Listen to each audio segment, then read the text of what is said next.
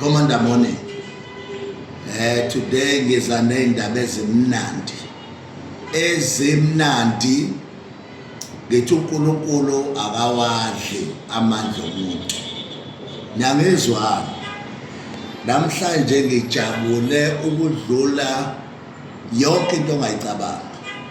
uNkulunkulu out of ngiphumile ngiyosebenzela iMK Labour Desk. Sisungule iunion ebizwa ngokuthi iSouth Africa is not for sale workers union. And le union my comrades siqala ukuyiregister ngoNovember.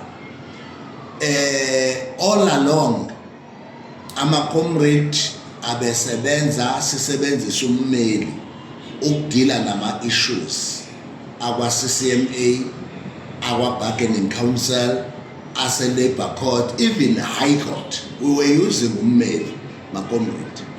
uNkulunkulu ke wavele waqathaza ibomb today. Sengisholo nakulaba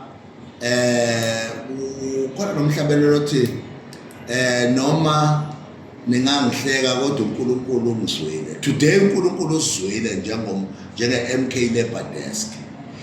Ngifuna ukudeclare officially ukuthi iSouth Africa is not for sale workers union is officially registered. Uyayizwa ke lonto? Asithengwanga sisi-applyele and isahlala. And makomrade okubuhlungu bese kuphuma bona abantu abasuka la endlini ekade sibasebenza kade sisebenza nabo sebethi bephume bathi iSanfosao is not registered. Thina ke besisebenza kunjalo because esikwazi ukusiza nje umsebenzi. Basebenzi sikhululekile, we are free today. The child is born. The new child on the block is South Africa is not for sale workers union.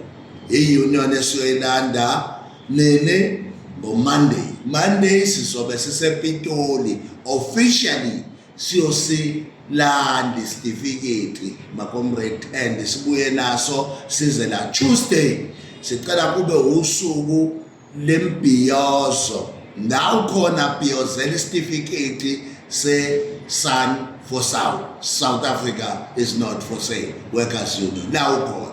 Uma nikwazi ukufinyelela la isikhona sizobe selapha eBish nize bafowethu bring and share lapha sizo celebrate nje impumelelo ongakazi uyibona. Ufuna ukunitshela selokhu umkhonto wabakhona yiki union eke ya register yaba registered. We fought for it up until today. uNkulunkulu walenza icebo. Basebenzi sikhululekile ke manje. Wonke umuntu oyentsimini akazi ukuthi Sanfosao is there. And uSanfosao uyena onjani osebenza neMK Labour Desk ukhulula umsebenzi enkingeni abhekene nayo. Sikhona ke ma comrade wozani ngo10 nje siyayiqala iprogram yethu siyabhiyoza eBhishi. Wonke ama activists ethu siyawacela ukuthi abe khona aphumelele.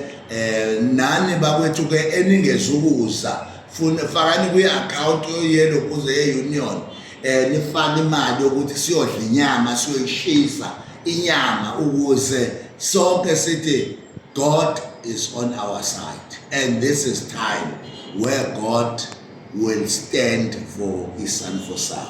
Siyabonga kakhulu sonqoba kuzonyakaza zonke ke inkampani ebeyilokhu zithi bring certificate. The certificate is there. Mandla